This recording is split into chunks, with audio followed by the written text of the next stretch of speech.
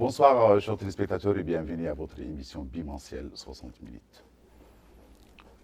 Alors que la date des élections présidentielles se rapproche, les élections fixées pour le 29 juin prochain, il est essentiel que les partis politiques s'impliquent davantage dans le processus électoral. Leur rôle est indispensable pour assurer une représentation démocratique et une légitimité des prochains présidents élus. Une élection est une voie privilégiée d'expression du pluralisme et non une voie des tensions et des ruptures du consensus. Afin que les élections demeurent une compétition et un libre choix entre diverses formations politiques, et non pas seulement un affrontement entre candidats, plusieurs candidats sont déjà pressentis, certains ont déclaré leur candidature. Des efforts considérables sont mis en œuvre pour assurer un déroulement honnête, régulier et impartial des élections par les pouvoirs publics, appuyés par la communauté internationale. Les élections sont un moment de communion et de vérité, mais une vérité que nous devons vivre ensemble. J'ai invité pour vous, chers téléspectateurs, M. Amadou Tidjani Diop, qui est président du parti FRID et de la coalition Espoir Mauritanie. Bonjour. Bonjour, Monsieur le Président. Monsieur Mohamed Abdel Ndiaye, secrétaire général de l'UDP, l'Union pour la démocratie et le progrès. Bonjour. Bonjour. Bonjour, Monsieur le secrétaire général. Et Monsieur Mohamed Elbir, qui est secrétaire exécutif chargé de l'orientation politique au niveau du parti El-Saf. Bonjour.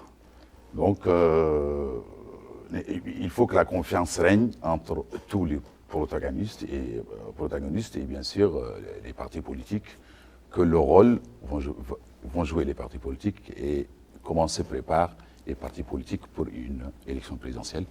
Je commence par vous, monsieur le secrétaire exécutif. Merci. Merci Ahmed. Merci. Je félicite ensuite la télévision mauritanienne pour nous avoir donné cette occasion de pouvoir s'exprimer sur ce que nous allons vivre dans quelques semaines, à savoir les élections présidentielles qui sont un moment extrêmement important parce qu'il s'agit pour le peuple mauritanien de choisir qui aura la charge de gérer ses affaires pour le quinquennat prochain. Comme vous savez, un parti politique, comme vous l'avez bien dit dans votre introduction, est fait pour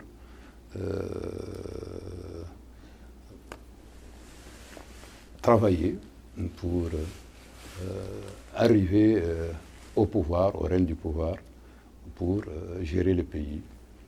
Et c'est tout à fait normal qu'il y ait de la compétition dans cet exercice et que les Mauritaniens, très ambitieux d'habitude, ambitionnent chacun de pouvoir avoir ce privilège de pouvoir gérer ce pays. Bien entendu, cette concurrence doit se faire dans un climat apaisé, dans un climat de sérénité, mais elle doit aussi... Comment se prépare le parti INSAF les élections? Le parti INSAF, comme vous le savez, est le parti qui a de la majorité, qui a le plus d'élus dans ce pays. Nous venons de sortir d'élections il y a à peine une année locale, au cours de laquelle le parti INSAF, vous le savez, a obtenu la majorité des députés, la majorité des élus locaux, maires, présidents des régions. Et donc il a confirmé sa place de leader. De grand parti politique favori. Et bien sûr, le parti INSAF est le bras politique du pouvoir exécutif. Et il s'est mis à l'œuvre dès les premières heures. Depuis quelques mois, nous sommes à l'œuvre pour sensibiliser nos adhérents, pour activer nos structures afin de pouvoir accompagner ce processus dont la première étape, naturellement, est celle du Ravel complémentaire qui est en cours et sur lequel nous avons mobilisé nos structures de l'intérieur, à Nouakchott et de l'intérieur, pour pouvoir accompagner ce processus important pour permettre à nos citoyens de pouvoir, le moment venu, le 29 juin, pouvoir voter là où ils peuvent le faire. Et donc, nous mettons en quelque sorte le bouchée double pour pouvoir être au rendez-vous à ce jour-là. Au niveau du parti de l'UDP, comment ça se prépare? Comment vous vous préparez pour les élections présidentielles? Qu'est-ce que vous avez concrètement fait? Je vous remercie d'abord pour cette invitation. Je vous en prie, merci. Je salue aussi mes amis qui sont autour de cette table et l'ensemble des téléspectateurs de la télévision de Mauritanie. Au niveau de l'UDP, comme vous le savez, on vient aussi de sortir d'élections locales, législatives, municipales et régionales. L'UDP a eu des résultats extrêmement importants, donc qui le place au deuxième rang de la majorité présidentielle et même de la Mauritanie. Donc, nous appartenons à la coalition des partis de la majorité présidentielle qui avait appelé ou qui avait demandé le président de la République, Mahamadou Cheikh Ghazouani, à se présenter pour un deuxième mandat.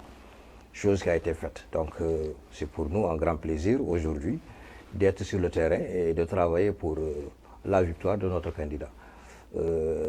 La première étape, comme l'a dit mon ami Pierre tout à l'heure, c'est le processus de Ravel, parce que quand même, il faut que les gens s'inscrivent en masse, les Mauritaniens, et qu'ils puissent aussi, le moment venu, le 29 juin, se prononcer clairement sur le choix, les choix multiples qui seront là, Inch'Allah, et que, en tout cas, l'UDP a mobilisé toutes ses forces pour cette phase, la première phase, depuis le lancement de Ravel le 15 avril. Nous y travaillons, en tout cas, toute la base de l'UDP, ses élus, ses maires, ses conseils régionaux et ses conseils municipaux sont sur le terrain pour ce travail. Donc, Monsieur le Président, vous, au niveau du FRI et de la coalition, n'est-ce pas, Mauritanie, mais surtout au niveau du FRI, on sait que vous êtes derrière un candidat qui a déjà déclaré sa candidature. Qu'est-ce que vous avez fait, vraisemblablement, en se préparant à ces élections présidentielles? Merci, merci Ahmed Bou. Je ne saurais évidemment, en toute évidence, déroger à la règle. Je vous remercie. Je vous en prie. Pour nous avoir honoré d'échanger ici autour de la table et de faire face au peuple de Mauritanie pour discuter des questions en perspective de cette élection. On nous enseigne en sciences politiques qu'un parti politique n'est autre qu'une association d'individus qui partagent la même vision quant à la gestion des affaires publiques et qu'ils cherchent de matérialiser en accédant au pouvoir par le biais des élections. Nous sommes fiers donc de participer à ces élections et nous sommes en plein inscrits dans ce processus. Et c'est pourquoi je m'en vais directement vous dire que nous sommes en plein dans les préparatifs. Nous venons de boucler la première étape sur les 4 que nous comptons faire pour circonscrire tout le territoire, tout le pays et nous adresser au peuple pour annoncer notre programme, le programme du parti, le programme du candidat qui, justement, je dois souligner, n'est pas seulement soutenu par le FRIT, qui en constitue quand même le socle, mais il y a d'autres partis, d'autres mouvements, d'autres personnalités individuelles et de la société civile qui sont venus se joindre à nous pour ensemble proposer et présenter aux Mauritaniens, lors de ces caravanes, quel est notre programme politique, social, économique qu'on compte proposer au peuple mauritanien une fois arrivé au pouvoir à l'issue de ces élections. Je vais se rebondir sur vos propos. Il paraît en fait que les parrainages nécessaires sont un obstacle aujourd'hui pour certains. Rares en fait sont les partis politiques, y compris l'IDP, qui disposent d'un nombre d'élus suffisant pour cautionner une candidature. Il y a aussi le quitus du fisc, il y a la caution. Qu'est-ce que vous avez fait pour avoir les parrainages? Nous sommes dans ça et probablement demain... D'ailleurs, quels sont les critères pour être parrainé? Il y a des critères qui sont pour être parrainé qui sont clairement définis. Il faut obtenir 95 conseillers plus 5 000 repartis dans 3 régions, si j'ai une bonne mémoire, plus remplir un état reparti dans 8 régions, autant pour moi, avec une caution de, je pense, de 5 millions et quelque chose. Oui, mais on sait que l'ISAV à lui seul qui a raflé 107 sièges sur 176. J'arrive. Il faut dire les choses telles qu'elles sont. Justement. Nous sommes dans ce processus de collecte des parrainages, mais également de remplir toutes les conditions requises pour prétendre à déposer au Conseil constitutionnel. On a rencontré un seul obstacle. Il y a des militants qui ont voulu nous parrainer, mais malheureusement, quand ils sont présentés devant l'autorité locale, on leur a fait comprendre qu'il faut qu'ils aient le mandat de leur parti pour parrainer un candidat qui n'émane pas de leur parti. Nous Ça veut dire que leur parti, ils sont obligés d'être mandatés. De passer par leur parti. Ça, c'est une façon peut-être de contrôler les parrainages. C'est le seul obstacle auquel on s'était confronté. Mais progressivement, nous sommes au bout du processus, nous sommes en train de rassembler les parrainages et toutes les conditions. Et par rapport à cette question. Et pas seulement notre parti, il y a d'autres partis qui sont là, y compris de l'opposition comme de la majorité, qui sont prêts à nous parrainer. Et c'est le jeu démocratique qui est là, ça renforce notre démocratie, que d'autres partis se permettent de donner leur parrainage ou leur signature de conseil à d'autres adversaires politiques. Moi, je pense que c'est quelque chose face à laquelle on doit se féliciter.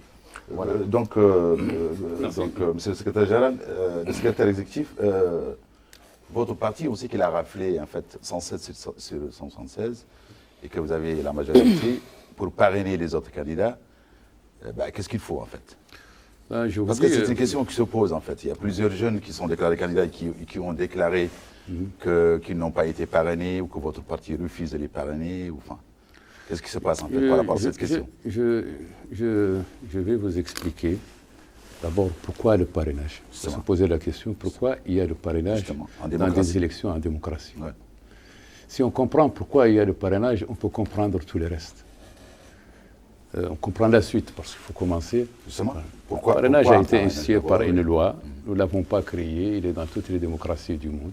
Il est en France, il est en Allemagne, il est au Sénégal à côté, partout. Parce que quand on entre dans une compétition, il faudra définir une critériologie pour pouvoir permettre aux gens de se candidater. Sinon, ce sera un amalgame, donc une cacophonie ingérable, tout simplement ingérable, nous le savons. Et pour cette raison, le législateur, dans tous les pays du monde, a instauré des filtres pour permettre de choisir ceux qui ont l'aptitude de pouvoir canaliser de voix ou qui représentent un segment de l'opinion, mais il faut le prouver, il faut pouvoir le prouver. Et pour pouvoir le prouver, il faut des critères, c'est clair. Donc, nous ne l'avons pas créé au Sénégal à côté. Les dernières élections, il y avait, il y avait 129 candidats. Non, ça il faut le dire parce qu'il faut que les gens le comprennent. Il y avait 129 candidats à l'élection présidentielle. Seulement 19 ont pu obtenir des parrainages. Les autres n'ont pas pu obtenir les parrainages parce que les critères de parrainage au Sénégal sont beaucoup plus durs que les nôtres. Au Sénégal, il faut 50 000 signatures de citoyens.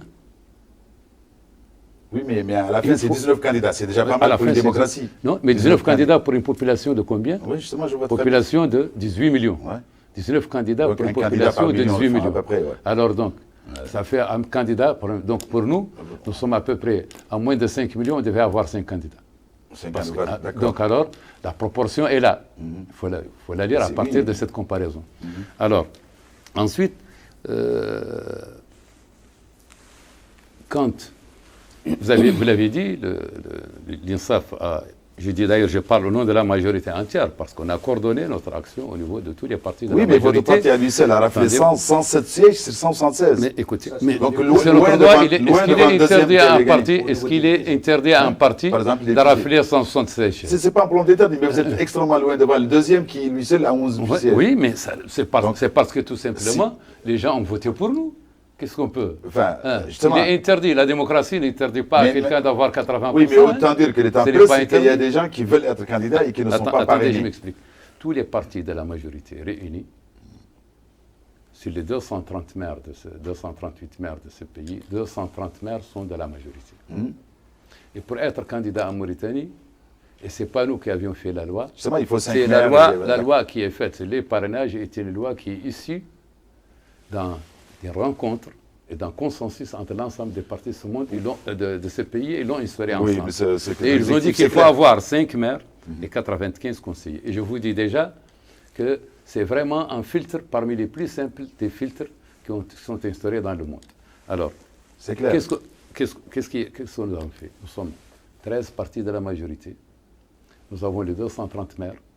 Naturellement, dans ces 230, la majorité est pour l'INSAF, mais les 230 les 13 partis de la majorité se sont réunis et ils ont voulu organiser l'octroi de leur parrainage. Naturellement, quand on ouvre, on fait open. Quiconque viendra, on lui donne. Justement, mais la On ne question, peut pas satisfaire tout le monde, c'est D'accord. très clair. Qu'est-ce qu'il faut faire pour Attendez-moi. être parrainé? Attendez, justement, on c'est a ça. posé des critères à nous. Ouais. Et c'est notre droit. Oui, bien sûr. On a posé des critères qui sont des critères très limpides et très simples, et très conséquents, très logiques. Qui sont? On a dit quelqu'un qui est candidaté par un parti Politique. reconnu, légal. D'accord. Parce que un parti qui n'est pas légal n'est pas un parti. Oui, d'accord, Donc mais- ça veut dire quoi? Ça veut dire qu'il a un parti derrière lui. Un parti politique qui existe. Et surtout que les partis qui existent actuellement sont les partis qui ont prouvé qu'ils sont des partis parce qu'ils ont fait les dernières élections Justement, et oui. ils n'ont pas été dissous. Ça veut dire qu'ils représentent Oui, donc des partis segments de politiques qui l'opinion. existent. Ouais, Ils d'accord. représentent des segments de l'opinion. On a dit tout candidat qui est candidaté par un parti politique reconnu, on lui accorde le parrainage. On a dit tout candidat qui est élu, parlementaire, ou un élu, maire ou député, Ouais, ou conseiller, qu'il a été dans le temps, ça veut dire que c'est quelqu'un capable d'engranger une partie de l'opinion publique. Donc il représente quelque chose, c'est un critère. Donc celui-là, on le parraine. Et troisièmement, tout candidat qui a été candidat à une élection présidentielle passée, donc, Oui. et qui a un résultat, donc c'est quelqu'un qui a de l'expérience dans le domaine et qui a déjà, N'importe qui est quel déjà résultat. ancré, n'importe quel résultat qui est déjà ancré dans D'accord. les trucs. Donc, ça, vous on a parrainez posé qui, ces comme trois, ça, on a parrainez- posé ces trois critères. Ces trois critères nous ont permis de pouvoir tirer les candidats qu'on peut parrainer.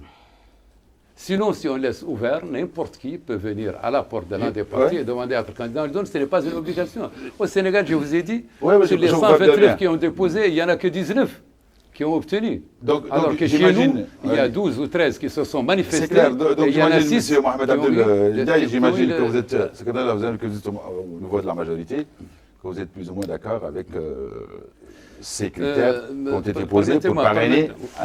Allez-y. Permettez-moi, Ahmed, parce qu'on ne m'a pas laissé finir mon Justement, idée. non, non, mais je vais. Pourquoi le parrainage? Ouais. Pourquoi le parrainage? Le parrainage est fait généralement pour trois choses. Il permet, premièrement, de simplifier la lisibilité des choix politiques aux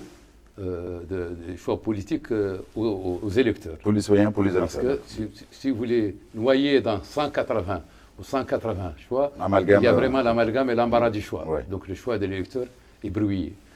Deuxième critère, c'est que ça permet à l'État d'économiser des dépenses, parce que les élections ont un coût. Seulement, bien Des sûr. dépenses liées surtout aux candidatures fantaisistes. Il peut y avoir énormément de candidatures. Ouais, je me réveille, je dis, allez, je suis candidat. Je me réveille le matin, je me dis, je vais être candidat. Ouais, bien sûr. Tu vas coûter des bulletins, tu vas coûter C'est le moi, canard c'est- national, c'est etc. clair, c'est clair. Et troisièmement, Oui. ça va faciliter, alléger le processus électoral. Je pense que nous sommes tout à fait d'accord, monsieur le secrétaire exécutif. Parce que la question n'est pas pourquoi parrainer, mais comment parrainer. C'est ça, justement. Comment parrainer, c'est ça. Donc, Parce que je reviens, c'est qu'il y a plusieurs personnes qui se sont déclarées candidats aux élections présidentielles et qui disent qu'en fait, ils n'ont pas été parrainés parce que vous parrainez qui vous voulez, entre guillemets. Bon, comme il vient de le C'est rappeler, la tête du client, quoi. l'UDP est un parti de la Justement, je parle de la majorité. Moi, je parle de la majorité, oui, justement. des partis de la majorité présidentielle. Et que les partis de la majorité se sont réunis, ont défini des critères. L'UDP s'en tient à ça. Oui, enfin. Mais bon, Comme ça, vous allez parrainer 2 ou 3 personnes, en fait. Non, on n'a Non. pas parrainé Vous savez, il y a quelqu'un qui a été... On a Non, parrainé non. 6. Eh ben, 6... Actuellement, dans notre non, élection, je pense aussi que nous sommes, On a Mais parrainé ça, c'est une 5 information candidats. importante. que nous sommes en Vous avez politique. parrainé 6 candidats aux on élections a présidentielles. parrainé 5 candidats. Aux élections présidentielles, y compris le vôtre. C'est le 6e et le nôtre. Donc, 5... Ben, ça, c'est une information. Comme Certainement, les téléspectateurs comme nous sommes en n'ont pas politique, cette information, oui. la politique n'est pas statique, elle est dynamique. Ah, ça, Ce sont c'est des sûr. critères qui ont été définis. D'accord. On peut toujours aussi se retrouver pour essayer de voir, en fonction disons, de la demande, qu'est-ce qu'il faudra faire. Parce que nous l'avons décidé au début Oui, du vous processus. avez- oui, Nous vous sommes avez- maintenant au milieu du processus parce que le dépôt des listes se finit le 15. Le 15 de ce mois. Nous sommes le 8 aujourd'hui. Donc nous Ouais, avons c'est encore bon. une semaine. D'accord. Nous allons nous réunir pour évaluer la situation. Et Vous avez vos critères pour vous, enfin, Ah ouais, ceux qui c'est répondent à ces exactement, critères vont, exactement. vont avoir la chance. Voilà, ils- donc, les autres, ils répondent pas à ces Exactement, le critères. moment politique. Donc, donc, c'est clair. Je C'est vous clair. répète, il y a 7 candidats. Il y a 7 candidats. Il y a dans cette notre- demande, en fait. Non, il y a 7 candidats actuellement. Actuellement, qui Parce ont que déjà fini Vous le- savez, Tawassul, il a 7 maires. Il a déjà ses cas. Donc il a de quoi se faire parrainer lui-même, son candidat. Il y a un autre candidat, le président de la République. Oui, mais j'imagine, Amadou c'est Cheikh clair. Ghazouani, Il y a qui a déjà déposé son dossier et qui est naturellement candidat, c'est notre candidat. Et qui a été parrainé. Ça fait 2. Ouais. Et tu as, en plus de cela, tu as 5 autres partis que nous avons pu parrainer. Après, ça fait 7 candidats pour l'élection de 4 millions de personnes. Qu'est-ce que vous pensez par rapport à cette question de parrainage vite fait parce que Par rapport à cette problématique, répondu, il y a 3 observations à faire. Ouais. On ne peut pas ne pas se féliciter de leur volonté de donner des parrainages à ceux qui n'en ont pas. Ça, c'est la première observation. La deuxième observation, nous ne pouvons pas comprendre aussi qu'ils soient érigés des critères. Si on ne s'y conforme pas, on ne peut pas avoir, alors qu'on est un citoyen. On peut priver quelqu'un de parrainage puisqu'il ne répond pas aux critères, il n'a pas été élu, il n'a pas été cautionné par un parti politique. Mais si on lui donne la possibilité d'être candidat, il peut surdépasser ceux qui ont rempli ce critère-là. Donc, moi, je souhaite que tout Mauritanier désireux ou prétendant à être candidat à la magistrature suprême, qu'on lui donne les possibilités de le faire, quand bien que le filtrage est fait. Tout candidat. Ça, mais j'arrive. Je suis d'accord avec M. Secrétaire, parce que tout candidat, quand même. D'ailleurs, ça, c'est par rapport aux critères d'un candidat individuel ou indépendant, isolé. Mais par rapport au parti politique aussi, si on dit que quelqu'un n'a pas de cadre légal, tout ça, ça rentre dans l'irrégularité qui consiste à empêcher certaines personnes qui ont rempli des critères de ne pas jouir pleinement de leur droit d'avoir des partis politiques. Je finis par là. Le problème, ce problème-là, d'où il vient? D'abord, il faut examiner la situation. Pourquoi cette disproportion au niveau des conseillers, au niveau des députés à l'Assemblée nationale? Ça résulte d'un manquement électoral qui est le découpage électoral. Cette disproportion au niveau de l'Assemblée résulte quelque part de problèmes de découpage électoral. Le découpage, il est fait selon des proportions. On dit, selon des proportions, on dit de 0 votant à 3000 électeurs, vous avez 2 députés. Ou vous avez un conseil municipal qui a 5. Par exemple, si je prends le département de Magam, on est à la marge supérieure, au bord de la marge. Alors on est mis dans le même lot qu'un autre département dans l'Est ou quelque part dans le pays qui a 1500 votants. Alors nous avons 3000 et nous avons été mis dans le même lot. Justement. Alors il nous suffisait 10 votants pour qu'on passe. Oui, mais tout ça, c'est les règles, c'est comme ça. Mais je suis en train de vous dire, c'est cela qui est à l'origine de disproportion au niveau des conseils. Oui, mais ça, c'est Michel Netel, ça, c'est des règles qui ont été fixées. Quand on dit celui qui a 10 sur 20, il réussit le bac, alors celui qui a 9,5. Vous avez évoqué un problème de parrainage. C'est-à-dire, non, écoutez, vous avez évoqué un problème de parrainage, il y a certains candidats qui n'en ont pas. Et je suis en train de vous dire pourquoi ils n'en ont pas. C'est l'origine de la disproportion qui, en quelque part, résulte de problèmes de découpage électoral. C'est clair. Donc, en fait, je reste juste avec vous, Monsieur le Président. Quels sont, en fait, les principaux enjeux de cette élection? Vous êtes déjà en pré-campagne, vous. Est-ce que vous pensez, par exemple, que cette même CENI qui a préparé les élections présidentielles en avril 2023 est convaincante, en fait? L'enjeu tourne autour de la transparence. Quand on parle de l'élection, c'est la transparence. Oui, mais vous avez une expérience, vous avez travaillé avec cette CENI. Et cette même CENI est-elle convaincante aujourd'hui pour les élections présidentielles? Laissez-moi aller au bout de ma réflexion. Et dans la logique... Justement, allez-y. Je dis, je vous parlais du problème, l'enjeu c'est la transparence. Ouais. Il va de l'intérêt de la Mauritanie d'organiser des transparences dans l'élection.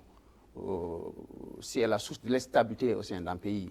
C'est ça qui confère à la démocratie tout son statut. Il est incontestable qu'il y a eu des manquements, qu'il y a eu des insuffisances à l'issue des élections. D'ici 2 jours, on va fêter la première année à l'Assemblée. Il y a eu des insuffisances, il y a eu des manquements, il y a eu des cas de fraude qui ont été constatés. Et l'opposition, à l'époque, au sortir des élections, avait dénoncé. Certains sont allés même à demander la reprise de l'escrutin totalement. Vous comprenez? Donc, on ne peut pas ne pas reconnaître cela. Fort de ça, nous lançons un appel à tous les acteurs impliqués dans le processus électoral, en particulier la CENI, de procéder à des révisions de certaines procédures pour pouvoir garantir la transparence.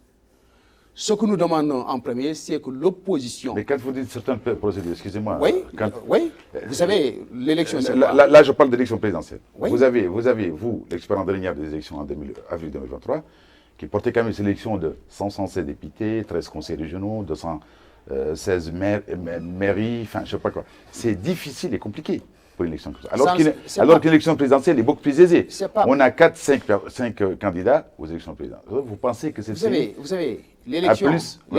C'est plus facile de... L'élection, c'est pas par rapport... Ça, ce n'est qu'un aspect parmi tant d'autres. Technique. Un aspect technique parmi tant d'autres. Oui. L'élection, c'est tout un processus Justement. Qui commence depuis l'inscription sur les listes électorales jusqu'à la mise dans l'urne, le bulletin, par le votant, en passant par l'ensemble des étapes. Ouais. La première étape d'abord consiste la révision du fichier électoral. Qui dit révision du fichier électoral dit l'état civil. Il y a beaucoup de gens qui ne sont pas enrôlés, qui sont en droit de l'être. Et ils ne sont pas inscrits, ils ne disposent pas de l'état civil. Mais vous parlez de quel... Qu'est-ce que vous voulez que ça change en fait? Ce n'est pas question que je veux, vous êtes en train de revenir. Ce n'est pas question de vous, c'est une question de droit. Justement. Je veux dire que ceux qui sont en droit de détenir l'état civil doivent le faire. Sinon, ils ne peuvent pas s'inscrire dans le fichier électoral. C'est vrai ou c'est pas vrai? Oui. Ils ne peuvent pas voter par voie de conséquence. C'est ça la première irrégularité. Justement. La deuxième, il y en a aussi, il y a l'implication de l'administration territoriale dans le vote. Oui, mais vous ne pensez pas que c'est plus compliqué, ces élections sont plus compliquées? Il y a le problème des bureaux de vote à l'étranger. On n'a pas respecté le code électoral, d'ailleurs qui est inexistant au passage. Il est clairement établi que si un certain nombre de Mauritaniens... Donc vous parlez de recensement, de coupage électoral... L'implication de l'État, c'est-à-dire... Toutes ces insuffisances, vous appelez insuffisances. Ça ne finit pas, c'est-à-dire que l'opposition, ou les partis politiques soient beaucoup plus impliqués dans le processus de la CENI, depuis la collecte des informations, de leur compilation jusqu'à la déclaration, qu'on soit plus impliqué pour un peu avoir une idée de ce qui se passe au sein de la CENI. Monsieur le secrétaire exécutif, ces insuffisances relevées par Monsieur le Président, en fait, de la phase préélectorale, parce que là, il parle de la phase préélectorale, qui parle de recensement, de découpage électoral. Est-ce que vous pensez vraiment que cette même CENI est capable? Est-ce qu'elle est convaincante? Je vais répondre à toutes ces questions, mais au préalable, je voudrais simplement dire que le processus ou les outils dont on dispose actuellement sont des outils qui ont été largement, qui sont en fait le résultat d'une large concertation entre l'ensemble du panel politique du pays. Tous les partis y étaient. La CENI elle-même n'en est que l'émanation, parce que la CENI, elle est indépendante dans le sens où c'est elle qui gère les élections. Ça, c'est personne aujourd'hui ne peut dire le contraire. C'est elle qui gère. C'est sa responsabilité. En fait, le ministère de l'Intérieur, tout ça, c'est derrière nous. C'est derrière nous. Le ministère de l'Intérieur n'a rien à voir avec l'élection. Les années où c'est le ministère de l'Intérieur qui gérait. L'élection est gérée de A à Z par une CENI. Par une CENI. Cette CENI, Diop en sait quelque chose. L'honorable député, il sait qu'elle est ici, d'un consensus entre l'ensemble des partis, majorité et opposition. La majorité, la position y siège. Le fruit de lui-même, il siège actuellement. L'APP, il siège. L'UFD, Tawassoul, il siège. Il a son représentant dans ce groupe des 11 sages, comme on dit. C'est eux qui gèrent ce processus. À ma connaissance, ces 11 sages n'ont jamais fait sortir quoi que ce soit pour dire qu'il y a quelque chose qui ne va pas, ou que l'État, que le gouvernement ou que l'exécutif a interféré pour les empêcher de faire ceci ou de faire cela. Et ils ont toujours, au cours de toutes les étapes, appelé les partis politiques dans une large concertation pour discuter de tout ce qu'ils font. C'est vrai maintenant que dans un processus compliqué, comme celui duquel nous venions de sortir, c'est-à-dire les élections locales, qui était compliqué justement à cause de la cacophonie que je viens de dire, avec le nombre, la pléthore de candidats. Ça a été difficile à faire, il y a eu des erreurs, il y a eu certainement des manquements, c'est tout à fait normal, qui ont été corrigés. Certaines d'entre elles ont été reprises dans certaines communes. Dans certaines communes, on a dû reprendre le vote 3 fois, etc. Donc c'est le décompte 2 ou 3 fois, il y a eu des erreurs, il y a eu des manquements. C'est normal, la CENI elle-même, elle est la première à le reconnaître. Mais elle a reconnu aussi que ce n'était pas des manquements de nature à pouvoir influer de façon substantielle le résultat des élections. Quand Diop parle de la responsabilité, on parle de la CENI qui est responsable de la validation des fichiers électoraux. Laissez-moi finir. Ce qui est sûr, c'est que pour cette élection, nous, les partis politiques, ce n'est pas seulement les partis de l'opposition, mais aussi de la majorité, nous avons tenu avec la CENI des séances d'évaluation ensemble, au cours desquelles on a relevé mis le doigt sur les difficultés et les problèmes qu'il faudra éviter à l'avenir. Nous pensons que cette élection sera beaucoup plus transparente et plus juste, parce que d'abord plus simple parce que c'est 6 candidats et une seule urne. Donc c'est un seul scrutin. Justement, Alors qu'on justement, était, techniquement, on est d'accord, dans c'est- 7 scrutins à c'est même clair temps, que 7 techniquement, c'est questions. beaucoup plus Techniquement, facile, ça, c'est il est sûr. beaucoup plus facile. C'est l'une des raisons Oui. que je venais d'évoquer Oui. justement Ouais. pour justifier justement la nécessité du parrainage. Justement, Alors, c'est clair. Ouais. alors, je dis que le découpage aussi électoral, il ne faut pas lui donner tous ces justificatifs parce que dans tous les pays du Je dis en monde, ça partie. existe. Dans tous les pays du monde, ça existe. Et on ne peut pas dis continuer en à partie. augmenter le nombre de maires ou le nombre de conseillers dans chaque région Déjà, la en fonction validation de du son fichier électoral. augmentation. Donc, c'est un découpage et il ne peut pas être Oui, refait le chaque année. découpage électoral Découpage doit électoral. être- le découpage Aujourd'hui- électoral, pour être légitime, doit être fait en fonction du nombre de votants et non en fonction de la superficie d'une région. Oui, Au mais le passage, nombre je de reviens votants est un peu sur variable. la CENI. Mais je voulais dire, le nombre de votants est variable. Si Ok. dans une région, cette Je année, reviens- il ne vote je que reviens 20 un 000, peu- je reviens on un peu les sur réduit. la CENI. Donc, on ne peut Je pas reviens le un peu- lier au je reviens un nombre de peu sur la votants. CENI. Un seul mot. Ahmed, si vous me Ah, permettez. mais allez-y, non, La allez-y, CENI. allez-y. Laissez-moi Nous finir. sommes dans un débat, Allez, essayez de moi, prendre la parole pas. quand Donc, c'est tout quand à fait vous normal. pouvez, mais pas C'est tout vraiment à fait quand vous normal voulez. qu'il soit lié plutôt au nombre d'habitants, mais pas au nombre de trucs. Parce que le nombre d'habitants, c'est quelque chose de stable, alors que le nombre de votants, c'est quelque chose qui varie de scrutin en scrutin. Donc on ne peut pas lier un découpage, redécouper la Mauritanie chaque 2 ans. Malheureusement, c'est faire pas un en découpage. fonction On du ne peut nombre pas. d'habitants. On ne peut pas, non. Non, mais justement, mais alors, là, c'est ce là- qui est fait. Ce là, qui est c'est fait. fait. Ce qui est Là, fait. Ce qui est justement. fait actuellement, c'est parce qu'il y a une représentation. On doit tenir compte de la population, mais on doit tenir compte aussi de la géographie, parce qu'il s'agit d'administrer un territoire très vaste. Donc on ne peut pas dire Tichit, parce qu'il n'y a que 1000 habitants, on n'a pas le droit d'avoir un député, parce que c'est Tichit, non? Nous avons un territoire qu'on doit gérer administrativement et politiquement. Il doit y avoir à Tichit un hakem, il doit y avoir au moins un député. Ouais, c'est mais les s'il vous minimums. plaît, Avant de passer, excusez-moi, j'avais mais- un second, mais- un second. une seconde, J'avais un parce que- second. Parce que non, maintenant on a justement, Alors, c'est je- fini maintenant la CENI qui est chargée d'organiser. Non, c'est pas l'élection. fini. Il y a Voilà, encore- ouais, il y a- On a il y a- fini il y a- les systèmes. Non, mais je veux Ouais, ouais. finir les systèmes d'organisation par le ministère de l'Intérieur, chargé de l'Intérieur, tout ça c'est fini, tout ça derrière nous. L'ancien système d'organisation des élections, et c'est du passé, comme vient de dire M. le secrétaire exécutif, mais en fait la CENI. M. Diop, la validation du fichier électoral, le recensement, le découpage électoral, c'est des problèmes qui se posent. Bon, comme il vient de mentionner, ces nous insuffisances sortons sont- d'élections sont- en 2023. Nous avons bien noté des insuffisances. Mais relevés Pour- par l'opposition. Et par tout le monde d'ailleurs, même par les Même partis des de la partis de la majorité. majorité. Justement. qui L'UDP relevaient a des l'UDP insuffisances. l'a Ils ne relevé sont pas aussi. les seuls. Parce que nous étions tous sur le terrain et nous avons constaté qu'il y a eu des insuffisances. Nous l'avons remarqué et nous l'avons dénoncé.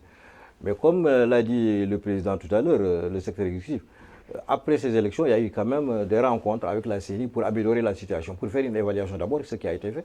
Et on est, en tout cas, on a fait des recommandations pour améliorer ce Mais vous êtes bien d'accord avec moi que les multiples assurances de la CENI n'ont quand même pas réussi à dissiper les inquiétudes de l'opposition.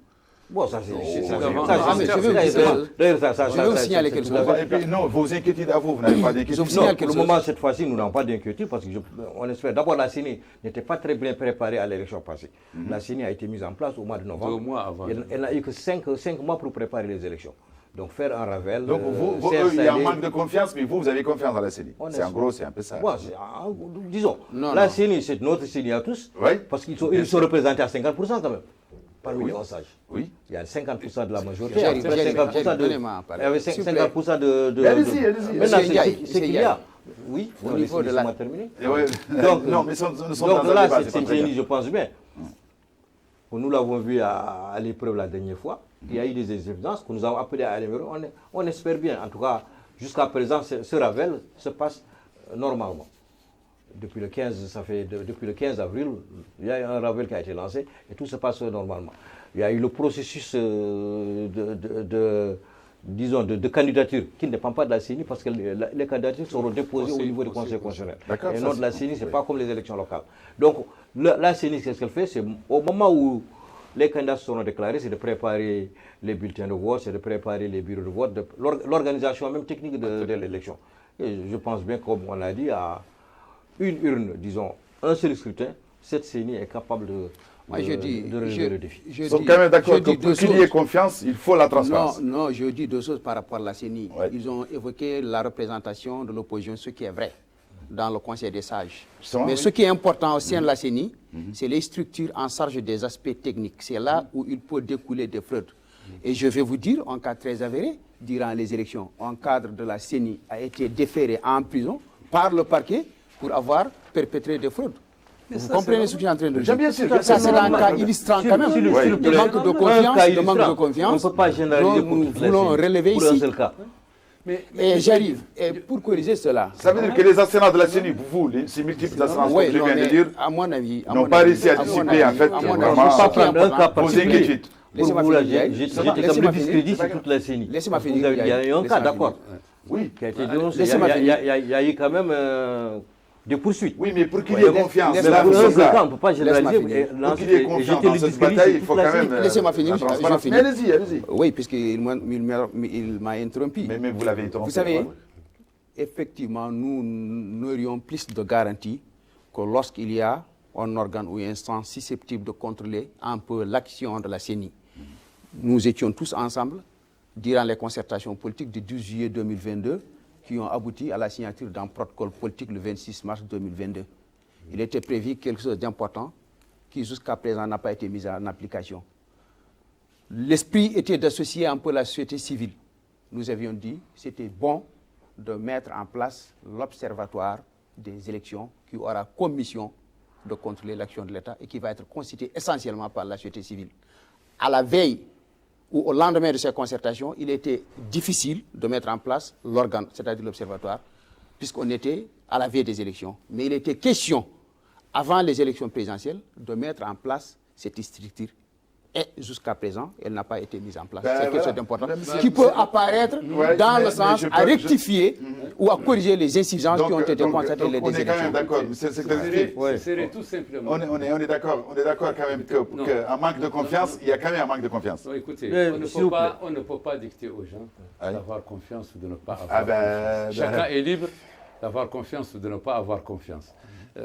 Ce qui me taraude un peu, ce qui m'inquiète dans tout ça, c'est que on participe. Je suis ton associé dans la gestion de la société, je signe avec toi, je co-signe tout ce qui se fait, et en même temps, je spète et je dis non, ce n'est pas correct, j'ai peur de cela. Tu as désigné toi-même tes représentants dans cette commission. Toutes les décisions de la CENI qui ont été prises à la CENI sont des décisions qui ont été prises de façon consensuelle entre tous les membres de la CENI. Les 11. Il n'y a jamais eu un membre de la CENI de l'opposition de la qui a levé les doigts pour dire je suis contre cette décision. Attendez-moi, attendez, c'est étonnant, je suis étonné. Et deuxièmement, moi je suis inquiété quand on commence déjà à partir de maintenant de dire on n'a pas confiance dans un outil, on va le jouer demain et quand on demande qu'est-ce qui ne va pas, je suis étonné. On a dit les démembrements. Les démembrements ont été choisis par les membres, par les sages de la CENI, ensemble, assis ensemble. Excusez-moi une minute, je vais juste vous poser, attendez une seconde, parce qu'on parle bien, une CENI 16. Ce n'est pas déposer des urnes ou mettre des drapeaux ou des panneaux qui indiquent les bureaux de vote ou préparer des documents ou qui sont remis au président des bureaux de vote. Tout ça, c'est la CENI. Mais lui, il parle d'un CG qui est clair. Donc, non, je reviens à la société civile, je reviens à l'observatoire. Justement, donc, je reviens à l'observatoire. On parle pas du côté technique. A été convenu, effectivement. On parle de recensement, de découpage électoral, de tout ça. Laissez-moi finir. Pour la CENI toujours, parce que là, c'est l'outil et c'est l'instrument dans lequel nous devrions avoir tous confiance, parce qu'on va le jouer. On va jouer un jeu, il faut qu'on en fixe les règles. Il faut qu'on soit d'accord sur les règles. Voilà. Alors, la CENI, nous l'avions faite ensemble, et nous représente tous. Ce n'est pas notre CENI, ce n'est pas votre CENI, c'est notre CENI ensemble. C'est notre CENI ensemble, il faut le reconnaître. Ça, c'est un. Deux, ce que fait la CENI, il n'a jamais été contesté par les membres de la CENI que nous avons désignés ensemble. 3. Il est tout à fait normal que, comme l'a dit Diop, une CENI qui a été installée à 3 mois avant les élections passées, des élections extrêmement compliquées et confuses. C'est normal de relever des erreurs. Mais comme je l'ai dit tout à l'heure, ça n'a jamais été des erreurs de nature à pouvoir entacher de façon substantielle les résultats. Tout le monde le reconnaît parce que c'est un petit cas là, pas un petit cas, une urne qui a été mal décomptée, qui a été recomptée, donc sans problème. Mais il n'a jamais été relevé que l'administration s'est impliquée pour ceci ou pour cela au cours du processus passé. Donc on doit être plutôt en confiance que le prochain scrutin doit être un scrutin beaucoup plus facile et beaucoup plus transparent. En tout cas, notre vœu à nous, La majorité, on l'a répété dans nos réunions avec vous, c'est ce à la qu'on souhaite. CENI. Ouais, mais On c'est a ce qu'on demandé souhaite. comme vous. C'est ce qu'on souhaite, mais on ne peut laissez-moi- pas aussi- laissez-moi- Vous avez- on a demandé, non. très bien, vous Mais il ne avez faut très pas bien déjà jeter la main. expliqué. On a Vous avez demandé très bien à ce expliqué ce qui se que passe. le Vous maximum êtes- se fasse. Non, Non, non, mais- non, c'est non, Ndiaye, non. c'est Ndiaye. Vous avez- Non, mais je c'est- reviens. Non, je reviens. Parce que le 26 mars, nous avons demandé, depuis combien de mois, on a demandé à l'ensemble des partis de pouvoir s'asseoir ensemble pour discuter de toutes ces questions depuis maintenant 8 mois. 2 partis de l'opposition, le RFT et l'IFP, ont pris l'initiative, sont venus à la table. Ils ont demandé les autres partis de l'opposition. Les autres partis de l'opposition ne sont pas venus. Et même certains partis de notre propre majorité Mais il y a un ne bureau, voulaient quand pas même. Ça, c'est- s'inclure Non, non, à ces non, il y a un ils se bureau, sont c'est dit- que- non, Monsieur mais le il y a- Président. Écoutez. Ça, c'est un autre débat. Ça pourrait être l'occasion de pouvoir réviser Dans certaines quel choses. Et de relever Parce tout que ce vous que- savez je que suis les pas dernières Non, moi, je suis pas au courant de ça. négociations, Vous les faites dernières allusion au négociations. pacte républicain. Non, mais C'est- attendez-moi. Non, c'est pas. Si. Mais ça, c'est un qu'importe autre- le nom, ce qui est important, c'est Non, pas mais- le nom. non, non, Écoutez, Monsieur le Président, n'allons pas distinguons s'arrêter de- sur le non, nom. non, non, non, C'est Monsieur le ni pacte Président. républicain ou pacte Non, non, individuel. distinguons des L'essentiel, choses. c'est le package. Non, il faut ce qui est distinguer. dedans. Non, non, non, Ce qui est monsieur le dedans. Président. C'est que Oui, c'est oui, quoi le oui, pacte oui, mais républicain? ça, c'est un autre débat. On vous a dit, venez, on va discuter. Vous nous de avez 18 demandé de points. venir dans le cadre du pacte républicain. Mais ça n'a pas de rapport avec la commission de suivi désignée à Ça l'occasion de des la CENI, concertations. c'était l'occasion de Pour- discuter. non, ça n'a pas de rapport. il a parlé Ça, c'est l'initiative. Allez-y, Il a parlé tout à l'heure de... Monsieur Non, Ndiaye, je- excusez-moi, laissez-moi juste poser une question parce que Je nous, vais revenir sur nous, ça. on est quand même tous d'accord qu'un manque de confiance dans des résultats, et là je parle des résultats, de faire dérailler tout ensemble de procès électoral. Ouais. C'est bien ça qui est dangereux. Ouais. Donc vous discutez avec des gens qui n'ont pas confiance. Donc il faut les écouter quand même. Non, mais nous écoutons bien. Oui. Comme Donc, mais nous sommes là pour que ce processus ne déraille pas. Non, exactement. On travaille tous dans ce sens. C'est Et que la CENI qui a été mise en place, c'est une CENI qui représente l'ensemble des partis politiques et de la majorité et de l'opposition, qui a déjà eu une expérience, une courte expérience, mais qu'elle doit aussi enrichir pendant ces élections. En tout cas, nous avons confiance qu'une élection avec un seul scrutin, que cette CENI pourra bien l'organiser. Oui, comme Et si le que- président vient de dire, c'est notre CENI à tous. Voilà. C'est Donc, très comme il a dit, important. l'on est l'observateur des élections. Toutes les étapes, non, on parle de toutes les étapes. Il Toutes faut les bien étapes. qu'on soit d'accord sur toutes les étapes. Aujourd'hui, C'est notre CENI. la première étape sur laquelle nous sommes, c'est l'étape du recensement. Je pense bien, en tout cas, depuis le 15 avril, on n'a pas entendu quelque part un manquement. Si, il y a un problème. Les gens qui n'ont pas vous allez parler. Les gens qui n'ont pas. D'abord, l'état civil, c'est un autre problème. Oui, mais ça, En non, tout cas, mais ça, on parle de la phase électorale. nous l'avons dit. Ça va de la même. Les opérations de Nous l'avons Il faut dit, permettre à tous les moutins de voter. Ben oui, ça, on c'est doit ça. permettre à tous les moutins Donc, de se recenser, voilà. d'avoir de l'état C'est civil. lié, on Ça, peut nous pas- l'avons dit. on peut pas Partout dissocier là où ces on choses-là. doit le défendre. Et nous le Ouais, mais défendons. faut pas que- Ça a été- Aujourd'hui, ça a on- été ouvert et beaucoup de gens se sont inscrits. Exactement. Les gens Naturellement. les gens Il connaissent restera des gens s'inscrivent. qui sont Les gens en voyage connaissent- ou en Mais déplacement.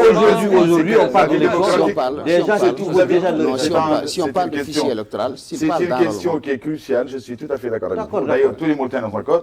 On en C'est a- un problème, tout le mais on ne peut pas. La vie démocratique ne peut pas être suspendue à des événements. côté. On ne peut pas être Qui a suspendue à demandé- des événements Non, extérieurs nous- qui viennent. Donc, enfin, non, comme attendez, je dis, attendez, attendez. nous sommes d'accord. on ne qu'il peut y a pas priver encore- tous les citoyens, bien sûr, Nous de sommes capacité à d'accord qu'il voter. faut permettre à tous les Mauritaniens d'avoir leur Choisir. état, parce que c'est un- De capacité à choisir. Donc, il faut que c'est tous un les droit. Mauritaniens. Voilà. Maintenant, on parle d'élection, d'organisation d'élection, mais c'est en fonction de ceux qui ont leur état civil déjà. On ne peut pas inscrire quelqu'un qui Oui, n'en a oui, pas. c'est- C'est son droit, il doit continuer à l'avoir. c'est des Nous tous, situations on doit se exceptionnelles, battre on pour parle permettre à... c'est des situations On doit exceptionnelles.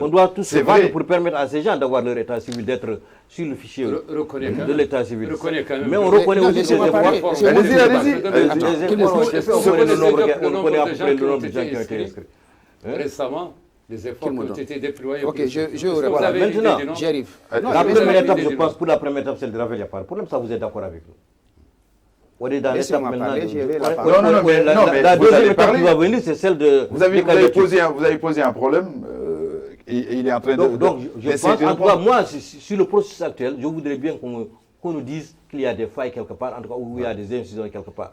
Que la CENI actuelle, ce qu'elle est en train de faire n'est pas bon, ne présage pas d'un bon résultat. En tout cas, ils n'ont qu'à le dire dès le départ. Monsieur Diop, En On tout ne cas, peut pas. Monsieur Diop, Écoutez, on ne peut quand vous pas. parlez de l'état civil, ce qui est une question cruciale, je suis d'accord. Mais en fait, la vie démocratique ne peut pas être suspendue en fait, à des événements, même si c'est vrai. Mais vous, votre On- question, on est c'est en quoi? train de se Votre battre. question, c'est quoi? C'est de demander est-ce qu'il y a des insuffisances Voilà. ou pas des Et insuffisances? qu'est-ce qu'il Est-ce qu'il y a la faut? Vous avez transparence ou il n'y tout a à pas fait la d'accord. transparence? Est-ce qu'il y a la confiance ou il n'y en a pas? C'est ça votre question? Voilà, c'est tout. Et je déclinais le processus électoral. C'est Justement. comment depuis Par étapes. l'inscription sur les fichiers électoraux. Et est-ce qu'on ne peut pas ne pas reconnaître que c'est une insuffisance, que c'est une anomalie de ne pas permettre à certains citoyens de pouvoir s'inscrire sur le fichier électoral? Et s'ils n'ont pas de l'état civil, comment ils peuvent le faire? On peut dissocier les deux faits. Non, on ne peut pas dissocier, mais c'est des situations exceptionnelles. Je parle de situations exceptionnelles. Moi, je pèse mes mots. Qu'on a engagé le processus de révision électorale, il n'y a pas un problème. Je dis un problème, il est en amont, parce qu'il y a des gens qui sont en droit. C'est pas la CENI qui est responsable de ça? Il y a des questions qui n'auraient pas été prises en compte suffisamment. Le dispositif administratif, tout il y a des questions qui n'ont pas été prises en compte. L'état civil est lié au droit suffisamment anticipé. On peut dissocier l'état civil. Je suis tout à fait d'accord. Non, mais j'ai pas fini. Laissez-moi parler. Finissez parce que... Ça, c'est il m'a sorti ça. Ça, c'est une anomalie, c'est une tare. On ne peut pas ne pas reconnaître ça. Je souhaite autant que vous, autant que tous les Mauritaniens, qu'il y ait un scrutin transparent, ça va de notre intérêt, de l'intérêt de la démocratie, en tant que chef de parti politique de la coalition. Il y a des situations qui ont été prises en compte. Mais en face du constat de l'insuffisance et des manquements observés durant les élections passées, on ne peut pas ne pas en tenir compte. On ne peut pas ne pas manifester notre scepticisme. J'en viens par rapport à ce qu'il y en a qui parlent de vote par correspondance. Ils disent que c'est un problème qui n'a pas été anticipé. Je suis tout à fait d'accord avec vous. Les problèmes ne finissent pas. Il y a des Mauritaniens à l'étranger qu'on n'a pas donné l'occasion de voter. On n'a pas de bureau de vote à Dakar et on a ouvert des bureaux de vote en Gambie. Ce n'est pas justifié. Il y a plus de Mauritaniens au Sénégal qu'en Gambie. Oui, et c'est valable pour beaucoup d'autres pays. Ça, c'est des insuffisants qu'on ne peut pas ne pas connaître.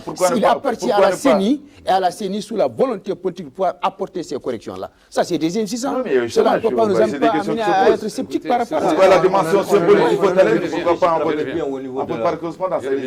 Ça, ce vote de Mauritanie à l'étranger, on en avait bien discuté pendant les journées de concertation, disons les journées de concertation avec le ministère de l'Intérieur. C'est pas la question, c'est pas discuté, mais ça a été appliqué. Non, comment ce qui devrait être appliqué. C'est ça la question? Monsieur Ndiaye, comment amener toutes les parties? Mais ça a été appliqué. La question est claire. Comment amener toutes les parties présentes, candidats, représentants, tout ce monde, observateurs, médias, à vivre ensemble ces élections et que les résultats soient reconnus par tout le monde et que les règles du jeu soient fixées et reconnues par tous? C'est ça la question. Oui, donc déjà, nous sommes d'accord. D'abord, là, ce qu'il faut, c'est la confiance entre les différents acteurs. On ne peut pas être là, avoir des suspicions pour penser que tel ou tel... Jouer la transparence du processus. Voilà. Moi, je pense que le processus, jusqu'à présent, comme on connaît déjà toutes les étapes, il est transparent.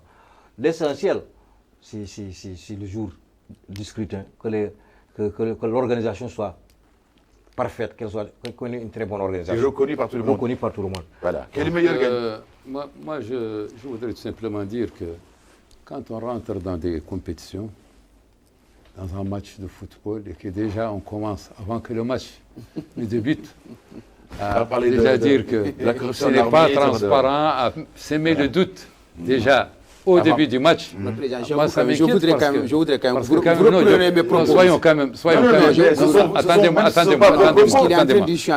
ne faut pas qu'on jette les anathèmes. Vos propos, mais c'est des propos d'autres personnes. Ce n'est même pas bon pour vos électeurs, pour gagner. Donc, vous êtes en train de les encourager déjà au début. Moi, je crois que ce n'est pas très bon. Qu'est-ce qui n'est pas bon? Qu'est-ce qui n'est pas bon? Non, pour vos électeurs. Le fait de dire que nous sommes... Attends, le fait de dire que nous sommes sceptiques par rapport à la transparence. C'est ça. C'est ça, c'est très mauvais. Mais est-ce que vous êtes d'accord avec moi? Vous l'avez dit qu'il y a des insuffisances à l'issue des élections passées. Mais écoutez, c'est naturel. C'est vrai ou c'est pas vrai? Mais fort de ça, pourquoi ne pas fonder un scepticisme? C'est naturel. Mais écoutez, il y a des insuffisances qu'on n'a pas relevées, des choses très importantes, les PV. Dans les bureaux de vote. Il y a beaucoup de gens qui sont sortis sans les PV. Et nous avons indiqué attendez de voir si maintenant il y aura les PV ou non. Excusez-moi, vous êtes en train... Attendez, il ne faut pas oublier que les Mauritaniens, nos chers téléspectateurs, on parle ici de la manière dont les élections vont se dérouler et qui va déterminer la transparence de la gouvernance elle-même. C'est notre président. On va choisir un président qui va nous gouverner. Si on a des doutes sur son élection, c'est quand même assez difficile. C'est bien ça. Il ne doit pas y avoir de... C'est ça la question. La gouvernance en elle-même. Parce que je n'ai pas fini. Voilà. Vous m'avez donné la parole. Allez-y. Moi, je crois que dans des compétitions comme celle-là, on a le droit d'évoquer. Vous avez le droit, la CENI est là, ses portes sont ouvertes, vos représentants sont là. Vous pouvez déjà venir à partir de maintenant dire attention, faites-nous ceci, faites-nous cela, faites-nous cela. Et dites-nous, on a posé ceci à la CENI, elle a refusé. Alors, en ce moment, vous êtes au moins dans votre droit. À notre CENI, comme vous avez dit. À notre CENI. Pas à la CENI, c'est la nôtre. Tous ensemble. Ça, c'est important. Ça, c'est un. Deux, moi, je crois que pour ce qui est de l'état civil, il ne faut pas tellement lier tout ça à ça. Parce que l'état civil, c'est une problématique. Il se trouve que la plupart des Mauritaniens, c'est des gens qui sont des fois en brousse, qui grandissent sans faire leur acte de naissance jusqu'à un certain âge. L'état civil est ouvert depuis maintenant. C'est un problème qui touche Il n'est refusé à personne, mais tout simplement, ce qu'il y a, c'est qu'on ne peut pas permettre à chaque citoyen qui se présente devant un bureau, comme ça il dit, moi je suis Mauritanien, on lui délivre une carte. Non. Je l'ai pas dit. Attendez-moi. Il y a tout un processus. Il faut s'assurer de la nationalité des gens. Je l'ai pas dit. Attendez, donc ce sont des séquences qui ne peuvent être que des séquences ponctuelles. Ces séquences ont été ouvertes pendant 3 mois, prolongées ensuite, je crois, 1 mois, ouvertes à tout le monde, pour que tout le monde s'inscrive. Il y a eu des dizaines de milliers de gens qui ont été inscrits au cours des derniers mois passés. Des efforts énormes ont été faits pour les déployer, pour qu'ils puissent être enregistrés. Ça a des coûts, ça a des moyens et ça a des risques en plus, des dérapages. Alors ça a été fait, ça a été bouclé. Ça ne peut pas être continué à être ouvert. C'est des situations exceptionnelles. Attendez-moi, mais ce n'est pas ouvert pour les citoyens et les nouveau-nés. Il n'y a pas de problème. Quelqu'un de nouveau-né, il peut s'inscrire dans la journée, il n'y a aucun problème. Mais quelqu'un qui a 50 ans, qui se présente, qui n'a jamais mis les pieds dans un état civil pour demander ses pièces, ils n'ont refoulé personne, mais tout simplement, à un certain moment, il n'y avait plus de gens devant la porte. On ne peut pas continuer à ouvrir des recensements exceptionnels des gens pendant tout le temps, tout comme le Ravel, on ne peut pas l'ouvrir tout le temps. Donc, ce sont des séquences ponctuelles. Il y en aura certainement peut-être d'autres. Il est resté peut-être des gens qui n'ont pas été inscrits, ça je le concède. Écoutez, je ne l'ai jamais dit, et je ne le dirai jamais que tout Mauritanie qui se présente devant l'état civil, on lui permette d'avoir ses papiers s'il n'est pas Mauritanie. Je ne l'ai pas dit. Encore moins, je ne peux pas non pas reconnaître des efforts qui ont été faits. Mais tout de même, vous devez accepter, convenir avec moi, qu'il y a des Mauritaniens qui ne sont pas venus. Le problème est lié. Excusez-moi, moi personnellement, j'ai deux enfants, je n'arrive pas à les Je suis d'accord, c'est comme ça. Ça arrive, mais c'est exceptionnel. C'est des exceptionnels. Là, on parle de... Je suis d'accord. Je reconnais que des efforts importants ont été faits. Je l'ai toujours dit. Il y a des gens qui ne sont pas inscrits. Nous sommes d'accord. Excusez-moi, on parle maintenant. On est d'accord sur que toute contestation ou remise en cause de la crédibilité du scrutin est dangereuse. C'est ça le vrai problème, c'est ça le vrai débat. Est-ce qu'au niveau de l'opposition, vous avez parlé des insuffisances, mais est-ce que vous êtes prêts à jouer le jeu? C'est ça. Ce n'est pas question, nous sommes prêts à jouer le jeu. Nous avons indiqué les exigences qu'ils sont tenus de reconnaître autant que nous. Nous allons bien sûr nous organiser dans les jours à venir pour ensemble. Quelle garantie sérieuse demandez-vous? Nous adresser à la CENI, qui est responsable quand même de ce processus électoral-là, pour que des insuffisances qui avaient été constatées durant les élections passées soient corrigées. Oui, en plus, réfléchir sur les axes susceptibles de nous conférer une certaine garantie. C'est le président, vite fait, parce qu'il nous reste encore quelques minutes. Vous recherchez, je reste avec vous, M. Diop. Vous recherchez la transparence. Parlez-nous des garanties sérieuses que vous demandez. Vite fait, en quelques points. C'est extrêmement important. Tout se résume à la neutralité et au respect des procédures clairement définies par tous. C'est ça, en amont. Mais maintenant, si on rentre dans les détails, nous allons évoquer le problème de l'état civil, le problème de la révision du fichier électoral, le problème de la gestion de l'administration publique dans les scrutins, le problème mais nous allons poser ça. Non, nous avons obtenu des cas où le commandement territorial à l'intérieur s'est impliqué. Où il y a des préfets, où il y a des hakims qui sont impliqués dans le processus, des cas avérés. Pour la signature de la légalisation? Non, je ne parle pas de ça. Je parle de... Non, mais écoutez, si on parle en perspective, on doit se fonder sur le passé. Je me refais aux élections passées. Donc, durant les élections passées, il a été clairement observé où il y a des administrateurs qui sont impliqués dans le processus électoral. C'est de ça que nous avons... Non, il ne faut pas le dire, nous l'avons déjà dit. Nos militants sont sortis qui n'ont pas de PV. Nos électeurs à l'étranger n'ont pas eu la possibilité de voter puisqu'on ne leur a pas ouvert des bureaux de vote. Vous pensez que celui-là, ça va un peu régler les problèmes techniquement? Parce qu'on a parlé techniquement. Le fait qu'on dise... Techniquement, c'est plus difficile avec les élections. C'est pas difficile, c'est très simple. Techniquement, on parle plus difficile, c'est quand même plus facile. Pour une urne, un président de la République, c'est un candidat. Ok, raison de plus. C'est plus facile, c'est plus facile. Mais il y a des endroits à l'étranger où des moutons sont établis, des électeurs, mais on ne leur a pas donné la possibilité. Pourquoi on n'a pas ouvert un bureau en Belgique? On demande aux gens de quitter Belgique pour venir en France pour voter dans un seul bureau de vote. Oui, mais pourquoi ces dépositions? Pourquoi on fait le vote par procuration? Pourquoi pas? Mais ça n'a pas été accepté. Nous avons introduit cette demande-là pour qu'il y ait voté la proposition. Mais ils ont dit que c'est compliqué. Je reconnais que c'est compliqué, mais ce n'est pas possible. Ensemble, nous avons tous demandé à ce qu'on multiplie les bureaux à l'étranger. D'accord. Parce que le fait qu'ils disent non... Demandez à qui? À la CENI, c'est la CENI qui organise les élections. Ouais, donc à votre CENI tous. Ouais.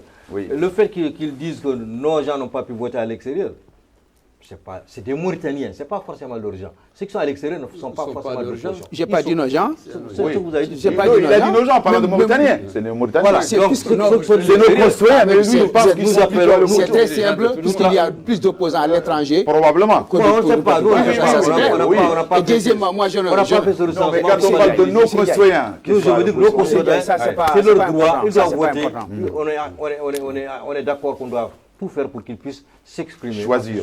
Des Mauritaniens. Donc, mais on ne les classe pas tous comme des... S'il vous plaît. Pourquoi ça n'a pas été accepté? Attends, s'il vous plaît. Vous allez finir parce que c'est... Non, parce que la CENI elle-même... Vous allez finir. Relevez juste. La CENI elle-même, qu'elle avait des problèmes de moyens. De moyens humains, de problèmes pour pouvoir mettre aussi, organiser des bureaux partout là où il existe des Mauritaniens. Quand tu fais un bureau à Dakar, 2000 diront à Kaolack, ils diront à Ziguinchor. Oui. Pourquoi pas à Bamako? Pourquoi pas à Alger? Donc, vous avez pris ce problème n'est pas réglé. La CENI a dit qu'elle n'a pas la possibilité de faire. C'est très simple. Donc, à cette question, en fait, justement, allez-y. Sur la question de... La transparence, les garanties, les garanties sérieuses. Moi, je n'ai aucun doute. Les garanties sérieuses. Que ce qui peut être donné comme garantie l'a été. Et d'ailleurs, il suffit simplement d'écouter ceux qui n'y croient pas tellement. Quand ils évoquent tout simplement que la CENI a fait ceci la fois passée, qu'il y a eu un PV qui n'a pas été signé, qu'il y a eu des gens qui n'ont pas eu des PV. On reconnaît avec eux qu'il y a eu des faiblesses dans la mise en œuvre, qui ne sont pas des faiblesses intentionnées en plus, parce qu'elles ont frappé de façon égalitaire tout le monde, opposition et majorité. Nous-mêmes, dans la majorité, on a subi certaines faiblesses de la CENI, et beaucoup même. Les partis de la majorité entièrement ont subi ceci, dans les mêmes proportions. On n'a pas eu nos PV, comme vous. Donc c'est une commission indépendante. Voilà, c'est une commission indépendante qui a fait certainement, pour sa première expérience, des erreurs, qu'on espère être corrigées pour cette échéance-là. Maintenant, pour ce qui est de nos électeurs à l'étranger, je dois quand même signaler que le président de la République actuel, le président Mohamed Cheikh Al-Azani, c'est sous son mandat, et il a insisté personnellement pour que des avancées soient faites pour impliquer la communauté de l'étranger. Et c'est lui qui a suggéré, sans que cela ne soit, vous savez très bien dans les négociations, une obligation issue des résultats des élections, pour que les députés de l'étranger soient élus par les gens de l'étranger. Un. Et deux, c'est sous son règne aussi que la double nationalité a été instaurée, qui empêchait beaucoup d'entre eux de pouvoir même voter ou de pouvoir même avoir leur nationalité. Donc en gros, énormément de choses ont été faites dans ce cadre. Excusez-moi, mais serait le dernier mot. Le fait qu'elle ne soit pas généralisée, c'est tout simplement comme l'a expliqué en fait, Diop, on est là pour amener toutes les parties prenantes à se mettre d'accord, en fait. Vous parlez, comme je vous ai dit, vous recherchez la transparence et vous avez parlé des garanties sérieuses. Qu'est-ce que vous avez à rajouter rapidement, vite fait? Oui, je tiens à dire d'abord que si M. Ndiaye me dit que nous avons demandé à ce que les moutins établis à l'étranger puissent voter, c'est une insuffisance. C'est nos concitoyens. C'est une insuffisance. Ce sont ces genres d'insuffisance qui nous amènent à un scepticisme par rapport à la transparence. Entre autres. Rapidement, Sinon, je reconnais ce que vous avez dit, que le président a donné des instructions pour que des moutins qui soient établis à l'étranger votent. Mais est-ce que ça va être appliqué par la CENI? Ah ben ça, c'est une question que vous avez... Oui. Apparemment, c'est une commission électorale nationale indépendante. Conscient, donc, mais est-ce que ça va être appliqué par la CENI? Nous souhaitons autant que vous, je répète une fois encore, pour qu'il y ait la transparence dans les scrutins, ça va l'intérêt tout en chacun. Diop, c'était le dernier mot, chers téléspectateurs. Je vous remercie et je remercie en votre nom nos honorables invités, M. Amadou Tijani Diop, qui est président du parti FRUD et de la coalition Espoir Mauritanie. Merci d'avoir accepté cette invitation. Merci. Et M. Mohamed Abdel Ndiaye, qui est secrétaire général de l'Union pour la démocratie et le progrès, l'IDP, Merci également d'avoir accepté notre invitation. Monsieur Mohamed Oulbia, qui, je rappelle, est secrétaire exécutif chargé de l'orientation politique au parti Al-Insaf. Merci également d'avoir accepté l'invitation. Donc, je remercie en votre nom, chers spectateurs, Mouaked Bilal qui a réalisé cette émission, ainsi qu'à Abdel Mahfoud qui a réalisé le son de cette invitation. Et toute l'équipe technique qui vous a permis, chers spectateurs, de regarder votre émission bien installée chez vous. Quant à moi, je vous donne rendez-vous la semaine prochaine, même chaîne, même heure. Merci, au revoir et à très bientôt.